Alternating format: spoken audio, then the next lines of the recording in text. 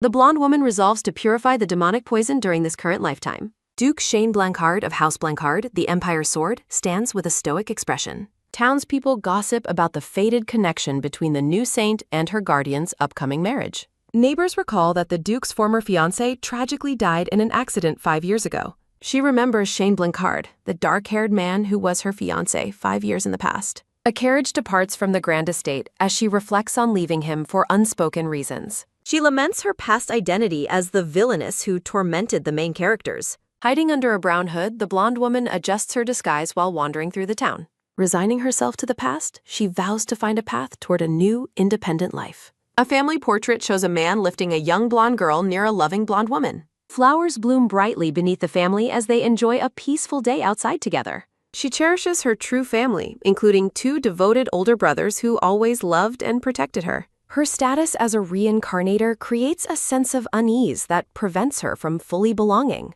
The young black-haired boy with blue eyes watches the girl with a solemn, intense gaze. Smiling amidst the roses, the boy is identified as her fiancé by the surprised blonde girl. Young Edelaine shyly accepts the boy's presence, promising to be in his care as well. As children, Shane enthusiastically invites Edelaine to hold his hand and go play together. She observes that Shane's maturity and her own experiences made their childhood engagement surprisingly manageable. The 2 children walk together through a snowy field, their bond growing over time.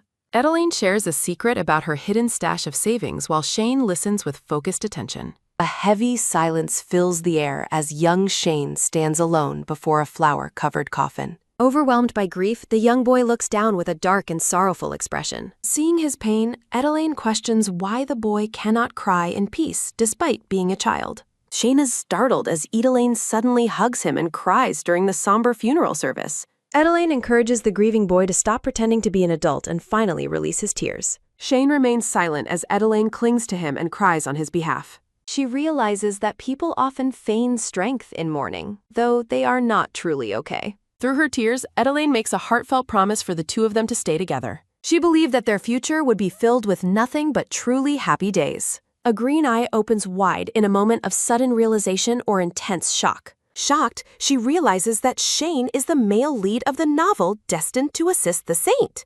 A brilliant light announces the awakening of the saint within this world's narrative. The faceless saint prays amidst a golden glow, embodying the power to save humanity. Edelaine realizes her death is the necessary trigger for the heroine to awaken and save the world. A bloody quill lies abandoned, symbolizing the villainess's death required to end the story. Unaware of her turmoil, Shane kindly invites Edelaine to join him for a walk after lunch. Shane calls out to Edelaine while she stares in horror at the news in the paper. Clenching her hand into a fist, she whispers Shane's name while preparing for a difficult conversation. Shane apologizes and asks her to leave, requesting that she stop showing him any more warmth. She notes that adult circumstances prevent their engagement from ending in an official breakup. Edelaine resolves to distance herself from Shane and help the saint awaken to escape her death. Rain lashes against the mansion as she realizes the novel's plot is far more ruthless than expected. Waking in the middle of the night, Edelaine is alerted by the sound of approaching footsteps. A blonde boy with red eyes suddenly bursts in, raising a sharp dagger with murderous intent.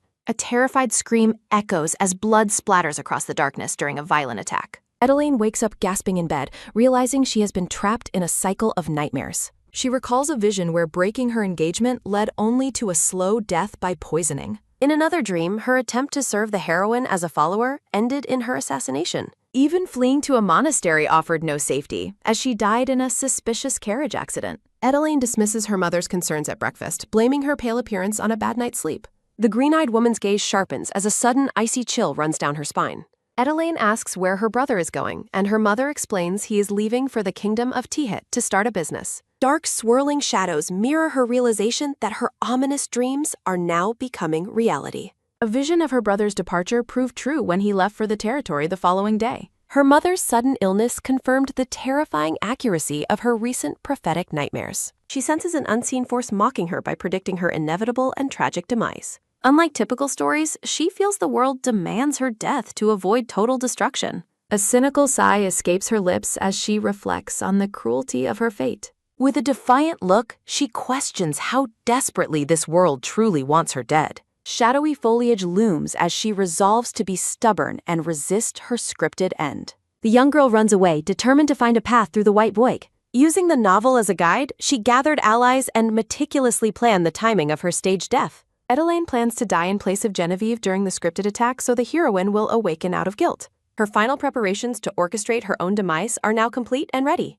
A decorative border frames the fateful moment as the day of the plan finally arrives. A sharp gasp rings out as Shane frantically demands a healer for the bleeding Edelaine while Genevieve watches in horror. Shane begs her to stay awake, but she whispers his name, finding the pain far more intense than expected. Before she loses consciousness, she prepares to deliver her final parting words to him. Edelaine tells Shane to pay the price for hurting her, urging him to forget her and live happily before saying goodbye. A soft thud sounds as her hand falls, marking her final, silent goodbye to a shocked Shane. Shane's desperate scream echoes her name while she accepts the guilt of her necessary deception. Chains glow with a mysterious energy, signifying her successful escape through a faked death. Time passes in silence among scattered papers and a clock resting on the dark floor. A vow to ensure her happiness lingers amidst a field of brightly blooming flowers. Edelaine smiles gently, appearing at peace despite the tumultuous events she has just endured. Patrick expresses his disbelief that this woman is his sister since he placed her in the coffin himself, despite Shane's presence. Shane explains that Edelaine was only in a suspended state because of the limit of the saint's power at the time. Divine light illuminates the explanation that she was saved at the moment of her attack by the saint's reaching power. A sharp clack of heels sounds as Genevieve credits the goddess for answering 5 years of prayers. Patrick stands frozen in shock as the reality of the situation finally begins to sink in. Shane explains they decided it wouldn't be too late to speak once they were sure the plan worked. He declares his unwavering devotion, stating he never once thought of marrying anyone but his true love, Edelaine. Patrick begins to mention the body they checked that day, still struggling to reconcile his past memories. The blonde man tells Patrick that it is enough, and they cannot continue to doubt Shane after everything. Patrick apologizes to Edelaine, explaining that the realization of his desperate wish finally coming true made it hard to accept. With tears of joy, Patrick finally welcomes her back with a warm and relieved smile. She fondly recalls her childhood, being held by her father in a field of flowers. Returning to the Bertrand Marquisite estate, she is relieved to finally leave her confinement behind. Her parents reassure her that she doesn't have to worry, while she reflects on how she ultimately returned home. Patrick and her brother encourage her to rest and recover from the shock of everything. She agrees and heads toward the large ornate doors to seek some much-needed solitude. Upon entering, she is startled by a familiar voice welcoming her back to the room. Lloyd, hiding under a hood, asks where she has been during all this lost time. He reveals that he watched the mansion and followed her once she headed for the Marquisate. He gently insists that if she won't give up, she must prioritize her own rest. Lloyd reminds her to conserve her strength, and she acknowledges the wisdom in his words. Despite the exhaustion, she tells herself that she cannot afford to give up just yet. Ornate patterns frame her internal resolve to survive in this world no matter the cost. The men discuss their desire to repay her, viewing her as a beloved older sister figure. She realizes that the overwhelming attention will make it incredibly difficult to plan her escape. Edelaine reads a newspaper headline about Shane's public declaration that she is the only woman in his life. The black-haired man suggests her reaction is harsh, reminding her of his position as her legitimate fiancé. The blonde woman coldly tells her fiancé he is free to leave their house if he is unhappy. Shane refuses to depart until he has finished the tea her mother specifically prepared for him. She reflects on how her family effectively served as accomplices and guards in her world-sized prison. Edelaine recalls how the original character was killed by the heroine's lover after committing many misdeeds. She identifies 3 potential suspects in her murder, including a powerful mage who controlled dangerous monsters. Suspecting Edwin first, she questions him about potential crimes while noting his immense power and royal status. The silver-haired man smiles and patiently waits for her to answer his probing question about her curiosity. Edelaine asks why the Duke specifically requested her presence while deferring his earlier question for a later time. Edwin watches her with a calm and knowing gaze during their formal and private conversation. He informs her that their engagement received the Emperor's approval a long time ago. Looking at his intense gaze, she wonders if anyone has ever bothered to consider her own wishes. Edwin tells her to do as she likes, predicting the Empire will soon erupt in an uproar. As a carriage waits, the Crown Prince announces he will be going first and leaves the estate. Amidst the flowers, Edwin formally bids her farewell with a polite and respectful kiss on her hand. She recalls Shane's increasing instability and his terrifying readiness to destroy the Empire to bring her back. Edwin expresses his hope to one day utilize the power she used to successfully deceive the world. A subtle smile plays on his lips as he keeps his true and complex motivations hidden. Following Edwin's departure, a nighttime charity event hosted by the church is selected for her return. This ball represents her one chance to appear in public before the impending wedding takes place. Patrick remarks on the arrogance of the designer, who typically only serves high-status and important regular clients.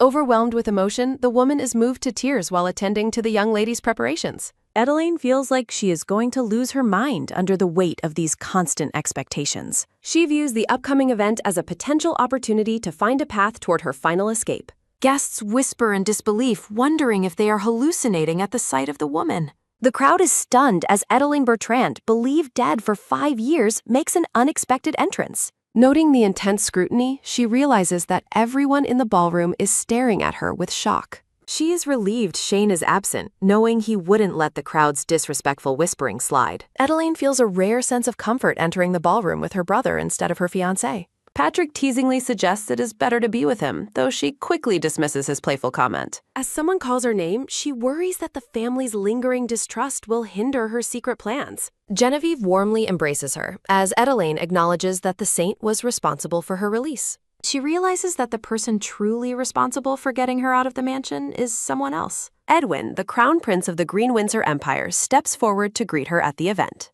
She learns that Genevieve has been burdened with an exhausting workload of monster subjugation and corpse purification. Edwin criticizes the lack of rest given to the saint, while Adeline hopes Genevieve stays nearby. Looking at her friend, she worries that the story's progression has deviated significantly from the original plot. The mage villain's disappearance suggests her survival has fundamentally altered the world's scripted and intended happy ending. She fears her life is still in danger if the original narrative continues to be disrupted. Observing the saint, she concludes that the world can no longer reach its intended happy ending. The green-eyed woman looks away in silence during a moment of quiet contemplation. Sensing an opening, she decides to act while her brothers and Genevieve are briefly occupied elsewhere. She notes the crowd's desperate desire to verify the identity of the girl who returned from death. A man suddenly points at her and loudly declares that she is a fraud and a fake. He accuses House Bertrand of falling for a scam and claims the saint and duke are conning everyone. The man shouts his intent to expose the elite's corruption to the masses while walking toward her. Adeline maintains a polite and radiant smile despite the public accusation and the growing scene.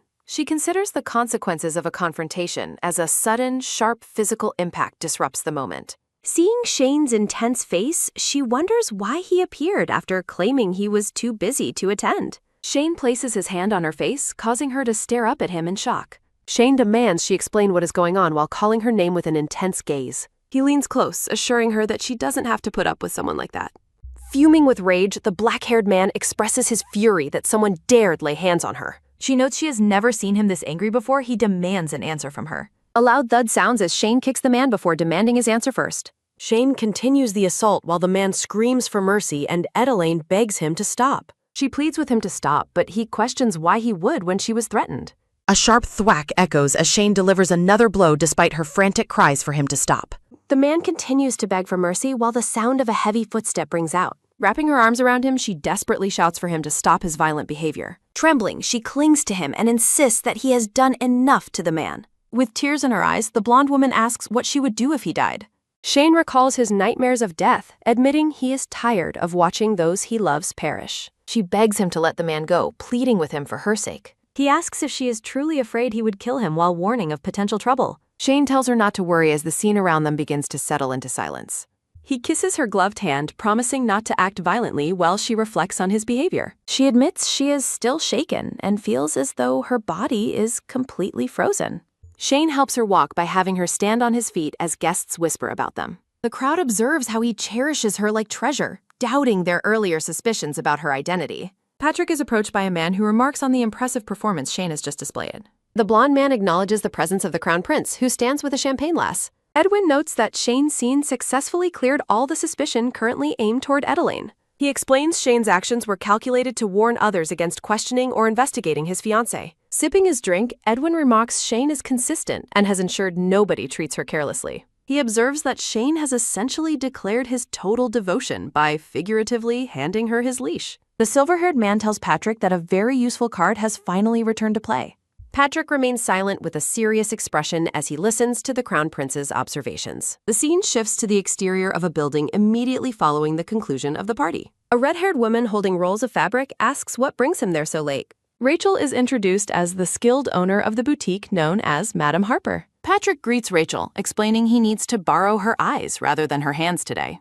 Narrative text highlights Rachel's unique gift for remembering client features, which made her boutique a success. While holding a bolt of red cloth, Rachel asks if the girl is truly Edelaine. Patrick confirms her identity with a simple, firm answer while looking away in deep thought.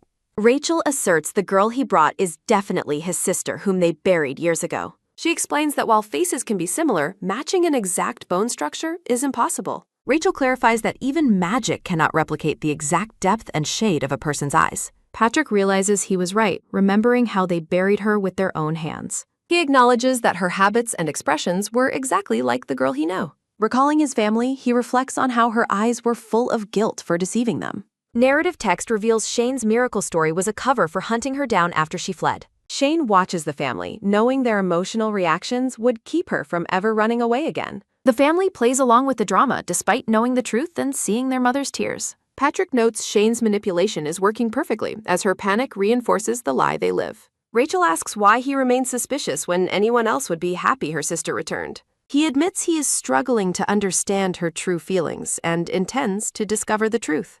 Rachel wishes him luck while expressing her support for his goal of finding the truth. Rachel promises to have the wedding dress finished on schedule as they continue their meeting. Patrick finishes work while Rachel plans to stay behind for a late meeting. Narrative text reflects on Edelaine distancing herself from her family recently. Patrick approaches a room noting one man has always remained by Edelaine's side. A firm, rhythmic step echoes as a man walks toward the meeting room. Patrick asks the brown-haired man if he understands the reason for being summoned. Narrative text claims this man understands Edelaine's thoughts better than anyone else does.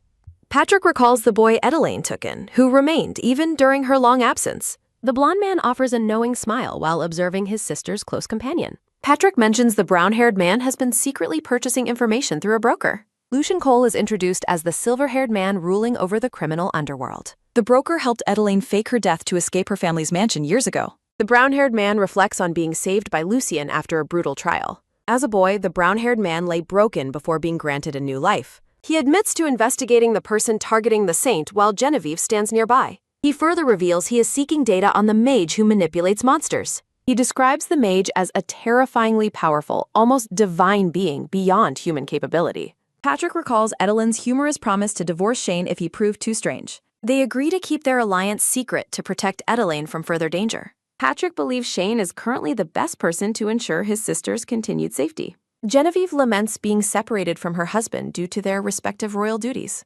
She reflects on her marriage as an unfulfilled attempt to find a true family.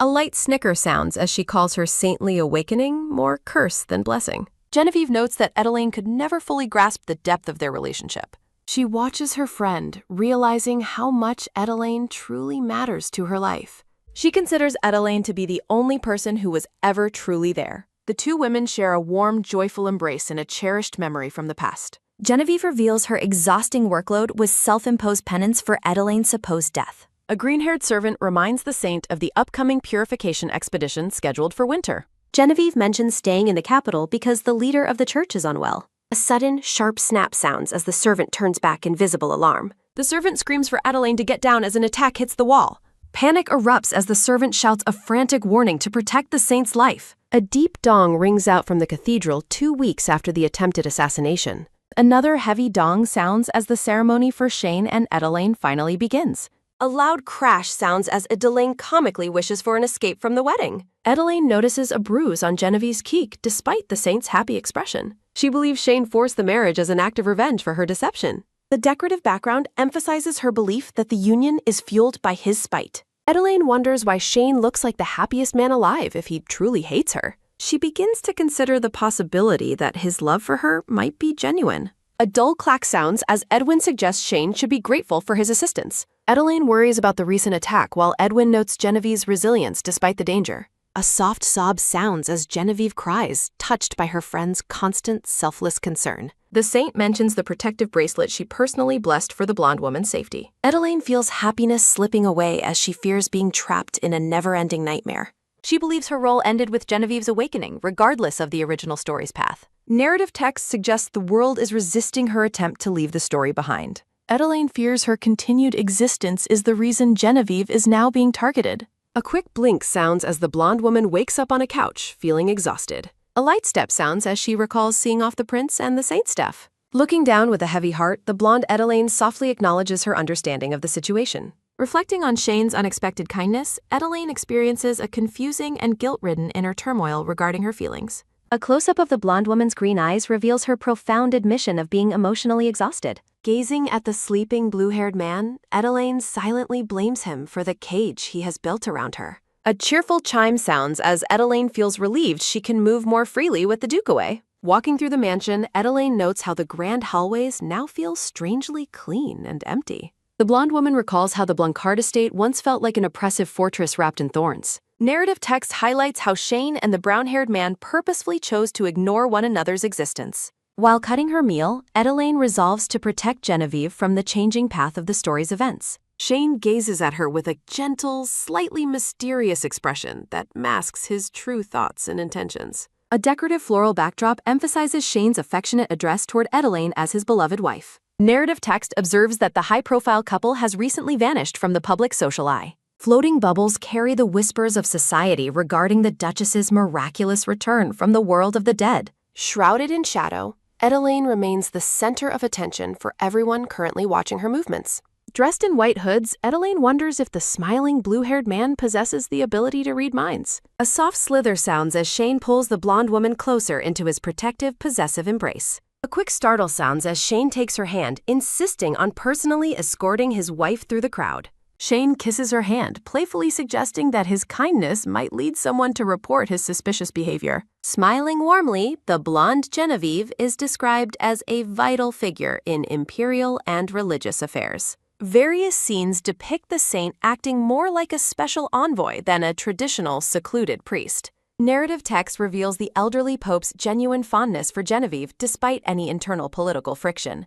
Gold coins fall before a ram's skull, symbolizing the church's massive gains in wealth and popularity. Looking on, Adelaine considers the pope's deep resentment over sharing a symbol of power with the royals. A masked mage in crimson robes represents the dark practitioners secretively sought out by the nobility. Adelaine observes Genevieve, planning to identify the mage's pawns so the saint can eventually purify them. A skeletal figure draped in roses highlights why the mage originally sought to eliminate the blonde saint. Narrative boxes warn that any person, no matter how innocent they seem, could be a potential attacker. Quick footsteps sound as Adelaine remains vigilant, knowing danger often strikes when one's guard is down. A man with crazed, glowing eyes lunges with reaching hands toward the unsuspecting, smiling blonde saint. A sharp smack sounds as Adelaine throws her body in front of Genevieve to intercept the blow. Coughing on the ground, the blonde woman is surrounded by those relieved she survived the sudden attack. Shane's heavy footsteps approach as he asks Adelaine why she didn't step back from the clear danger. He pointedly questions why she would suffer harm just to ensure the saint remained completely untouched. A heavy squeeze sounds as Shane pulls her into a desperate hug, overwhelmed by distress and fury.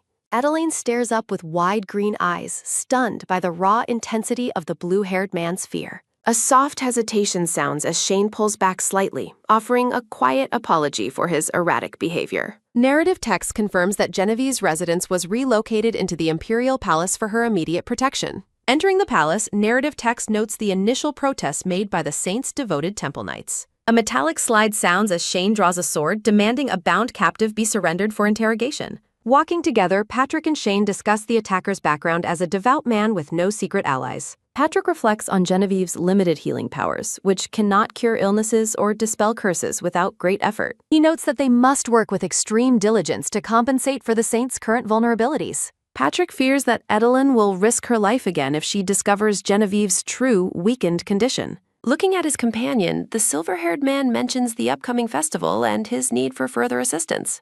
The scene shifts to the lush greenery of the palace garden as the man acknowledges the request. A rhythmic trudge sounds as the man reflects on Shane's past actions, appearing as acts of cruelty. Bubbles question if a man who kills for his wife would also be the type to harm her. A rhythmic step sounds as Shane enters the dark bedroom where Adelaine lies ill and resting. Looking at the feverish blonde woman, Shane resolves to have her medication adjusted by a physician soon. A sudden halt sounds as Shane stops in surprise, his blue eyes widening at her worsening state. The blue-haired man reflects on his unshakable worry for her as a soft creak sounds.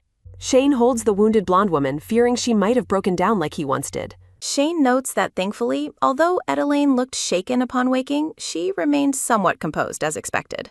Edelaine sits in her bed with her head down, struggling to maintain her composure after waking. Shane believes the clever blonde woman only stays compliant because she knows he is holding hostages. The blue-haired man decides to wait as Edelaine continues to replay the traumatic events in her mind. Shane reflects on seeing Edelaine acting recklessly again during the night of the high-profile social banquet. A close-up of Shane's sharp blue eye reveals the intense focus behind his quiet, observant demeanor. While dancing, Shane admits he is just thinking out loud, irritated by Adelaine's pity for others. Shane feels relieved by her soft-hearted nature, believing her kindness will effectively keep her chained to him. Shane recalls the wedding where the blonde woman walked forward alone, ignoring the bright smiles and applause. Dressed in her bridal veil, Edelaine stared straight ahead with a determined yet distant expression during the ceremony. A voice calls out for the blonde woman to lift her head during a pivotal, brightly lit moment.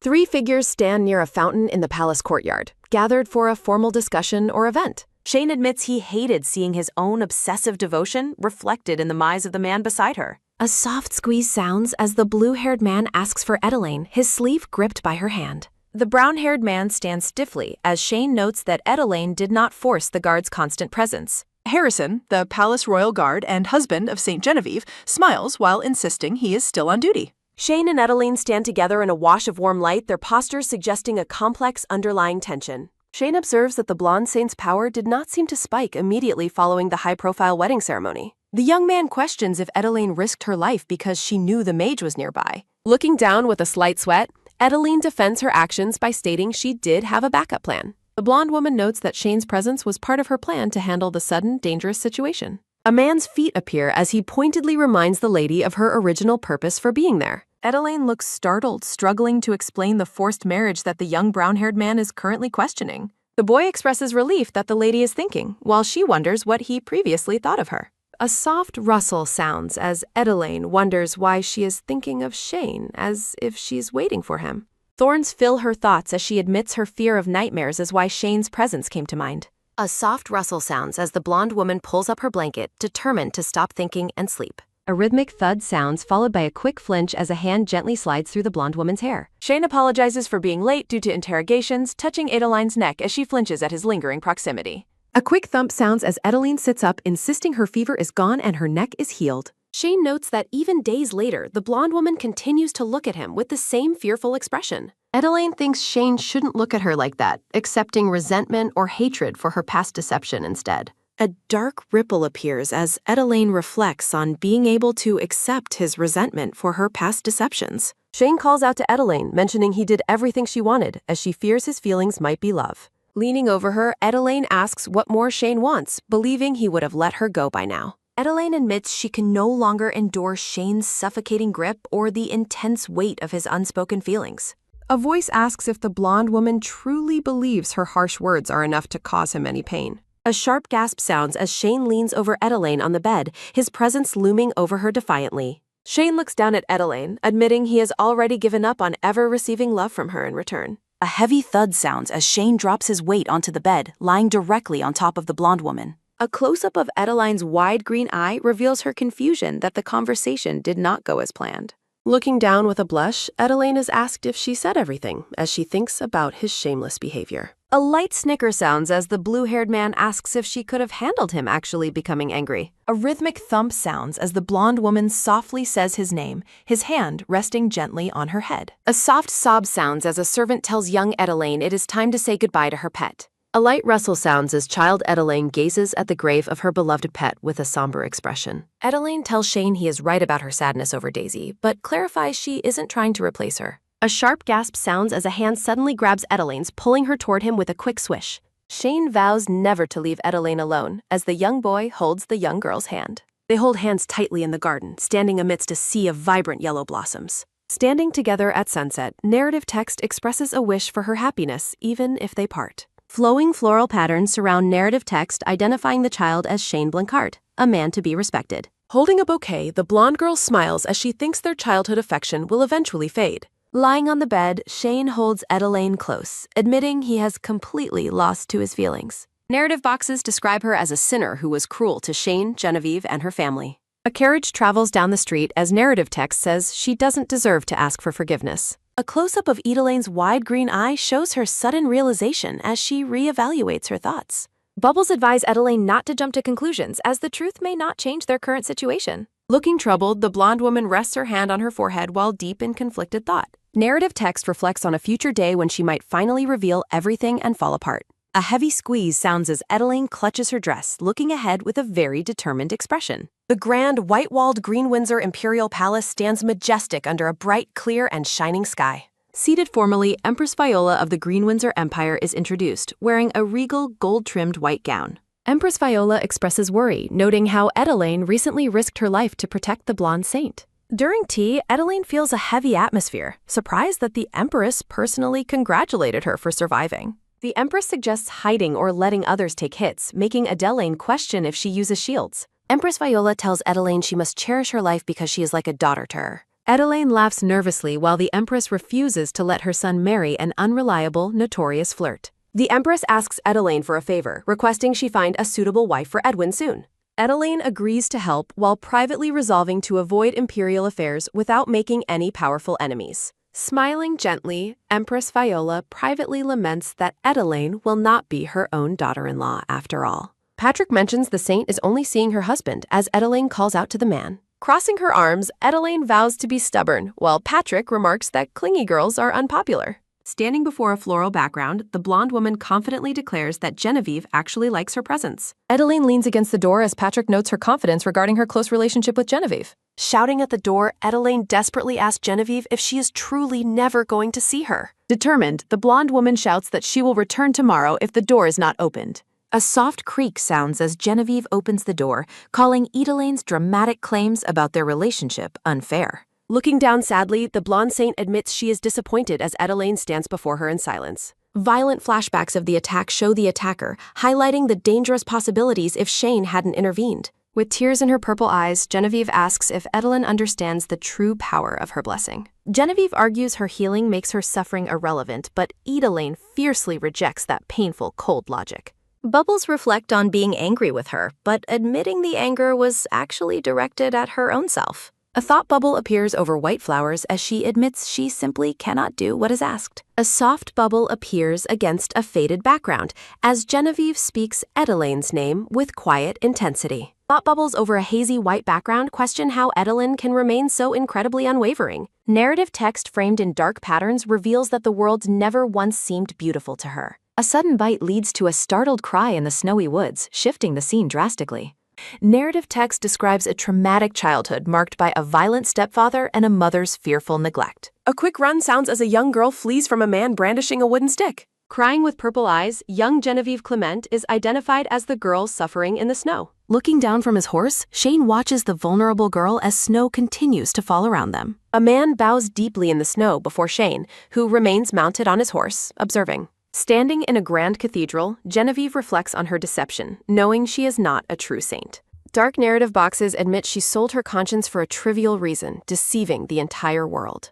Bubbles reveals she only wanted to live like a person, as she sits huddled and alone. Sitting alone at a table, Genevieve is plagued by the cruel, doubting whispers of the nearby nobility. Genevieve looks down solemnly, reflecting on how the heavy burden of her guilt has pinned her heart down. Genevieve fears her presence prevents the real saint from saving the world, dreading her abusive home's return. Dark narrative boxes question if the world is doomed because she is not the true saint. Edelane smiles warmly at the purple-eyed girl, her bright presence cutting through the heavy atmosphere. Looking up with hope, Genevieve feels moved by the blonde lady's sincere and constant kindness toward her. Edelane looks back with a joyful expression, blissfully unaware of the internal conflict plaguing the young saint. Soft pink flowers surround Genevieve's thought that Edelane was the first person to teach her true warmth.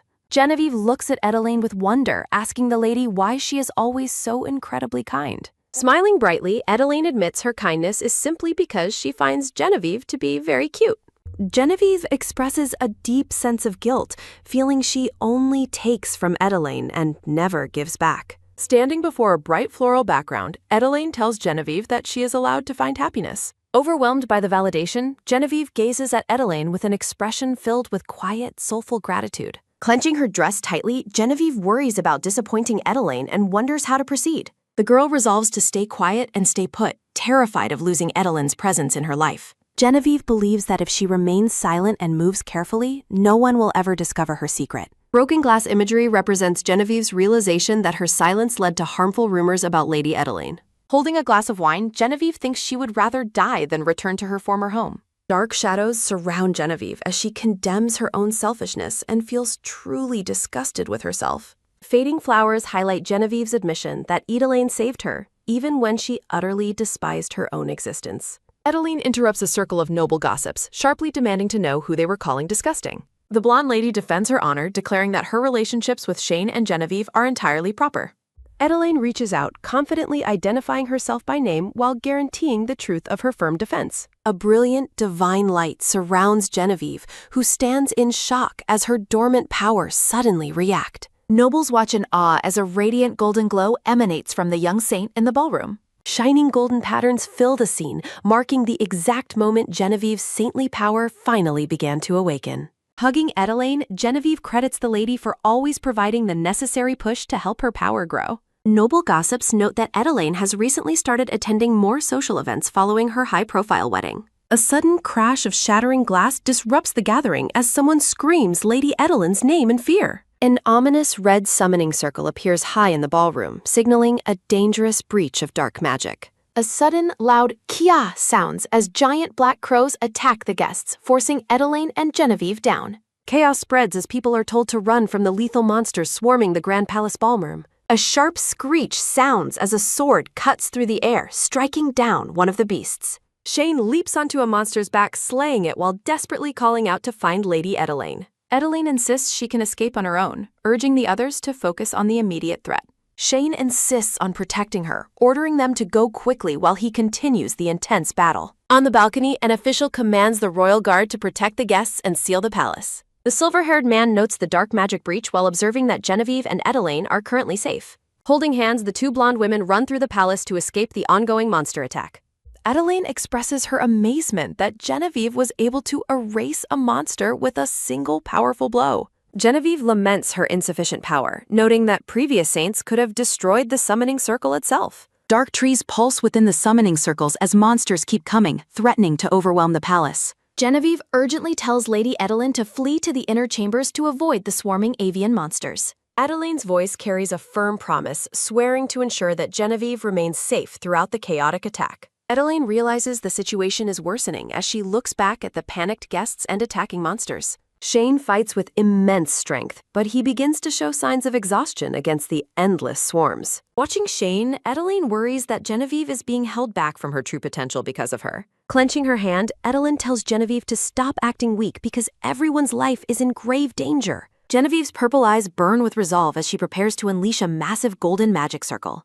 A powerful surge of holy light blasts the crows away as Genevieve finally uses her awakened power. Huge crow monsters loom as Genevieve reflects that her power can only protect Edelaine, not save everyone. A memory of a warm voice echoes Genevieve's name, thanking her for doing her best. Looking away, Genevieve apologizes to Lady Edelaine for her perceived failures during the monster attack. Genevieve laments being useless and dangerous until a sudden, piercing kia startles Edelaine into a panicked realization. Against a pitch-black background, a desperate scream of Lady Edelaine's name echoes through the ballroom. A massive, multi-eyed bird monster looms over Edelaine as Shane steps forward with his sword drawn. Reaching out desperately, Edelaine shouts for Shane to come to her as the chaos unfolds around them. With her purple eyes wide in terror, Genevieve reaches out into the air, frozen in shock.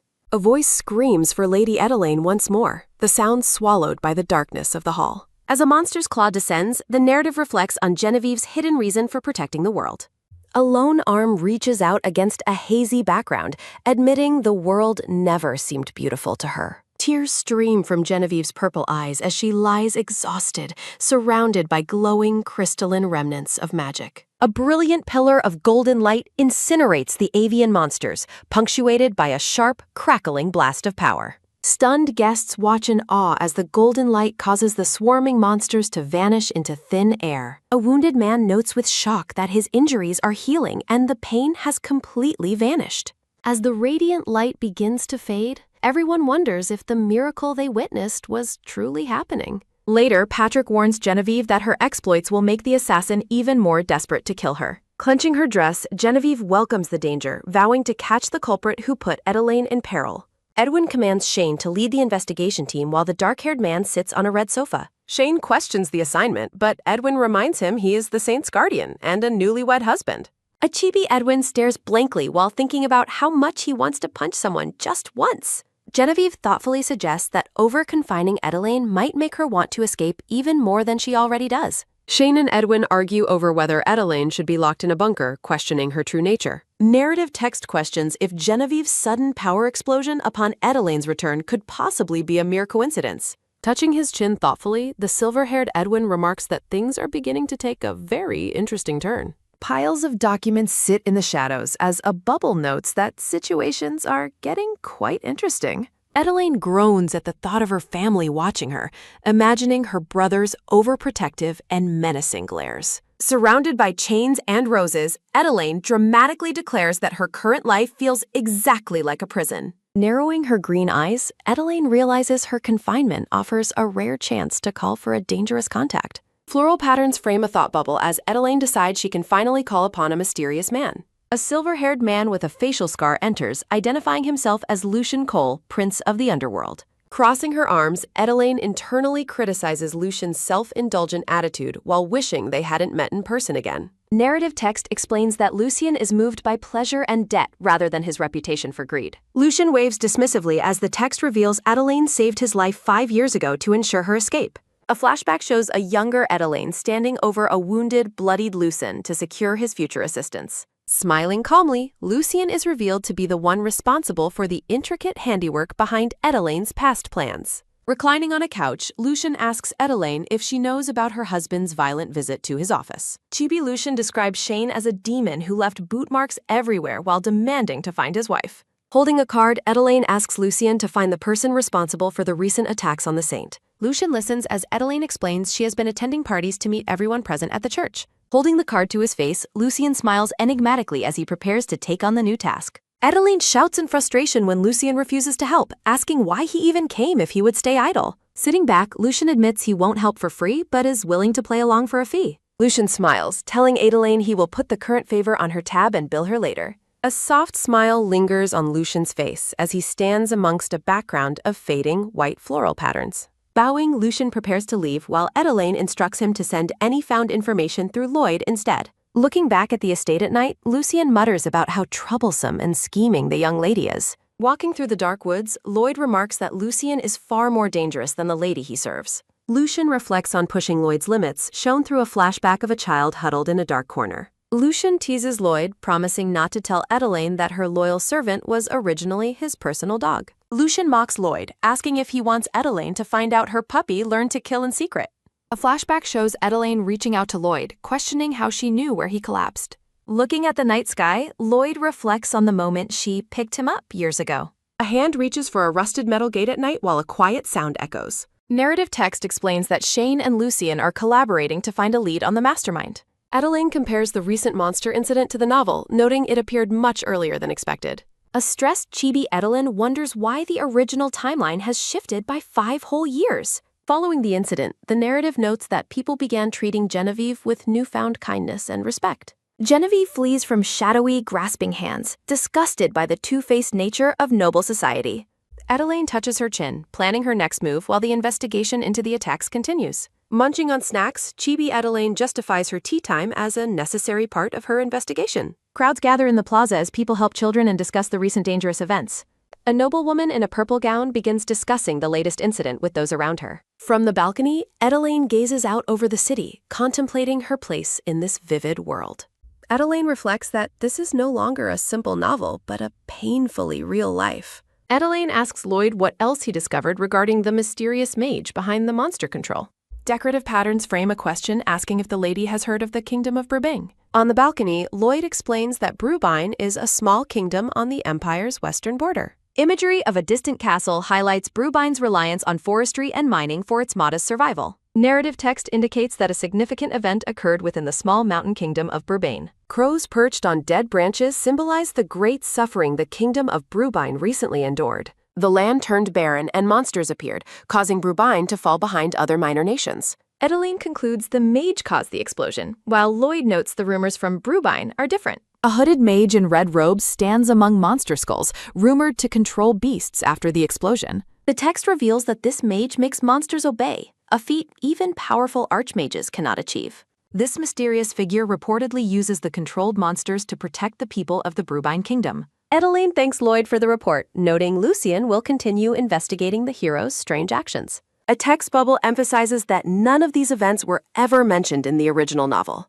Sunset light bathes a tall tower as Edeline questions why a hero would attack the palace. Shane approaches from behind and touches Edeline's face, softly speaking her name to get her attention. As Shane's hand rests on her cheek, Edeline suspects he'd let her go earlier very easily. A frustrated Chibi Edeline realizes that the men were likely working together behind her back. Declaring she's going to the plaza, Chibi Edeline is told by Lloyd to be safe. Shane holds Edeline from behind, asking why she is frowning and if she is currently mad. Shane kisses Edeline on the forehead while she stares ahead with a surprised expression. Edeline reflects that, regardless of her feelings, she must provide him with an answer soon. Edeline lies in a golden gear pattern, vowing to give him an answer after surviving the story. A close-up shows a man's hand resting firmly and protectively on a woman's shoulder. Shane smiles warmly, surrounded by a background of soft, white blooming flowers. In a chibi scene, Edeline shouts questions while Shane sits calmly at the table. Edeline looks shocked as she learns that the saint has been attacked once again. Worried for Genevieve, Edeline wonders why the saint would volunteer to be dangerous bait. Shane's stoic gaze follows Edeline as she realizes her concern might seem hypocritical to him. A text bubble against a decorative background confirms that he felt exactly the same way. A close-up reveals a person sweating with effort or stress, their hair partially covering their face. A transition panel indicates the scene has shifted to a retreat outside the capital hours earlier. A small boat carries Genevieve and Harrison across a shimmering blue lake under the bright sun. Genevieve smiles brightly surrounded by daisies as Harrison expresses his deep worry for her safety. Droplets of blood fall through the air, contrasting sharply against the bright, sunny sky. A sudden red blast rocks the boat as Harrison shouts that the mage is nearby. Shane commands his men to seal the area, desperate to reach Genevieve before the danger intensifies. Reaching toward the radiant light, Genevieve reassures Harrison that she is no longer the person she once was. Genevieve cries out as a violent explosion rocks the boat, resulting from the dangerous backlash of the dispelling magic. A heavy splash echoes as Shane orders a thorough search in the direction the magic recently rebounded. Electricity crackles as knights capture the red-robed figure, announcing to Duke Blancard that they have the culprit. The captive mage coughs as his clenched fists glow with a dangerous and unstable dark magical energy. Genevieve cheerfully promises an introduction while remembering a warning, though Edeline notes her lack of remorse for acting as bait. Edeline asks about the culprit, learning from Harrison that it was a church insider who turned to dark magic. Gazing at the saint, both women express their disgust at the corruption found within the church. A sharp green eye narrows in deep thought, calculating the hidden implications of this latest revelation. Heavy rusted chains coil around the hem of a floral dress, symbolizing a lingering sense of confinement. Lush greenery frames a poignant hope for characters to finally be free to live their own lives. A single drop falls into the darkness, questioning if this reality is truly and finally happening. Harrison explains that Genevieve cried herself to sleep out of sheer relief when she heard the mage was captured. Edeline notes the magic felt weak, but Edwin warns that the mage should have been dying already and insists on caution.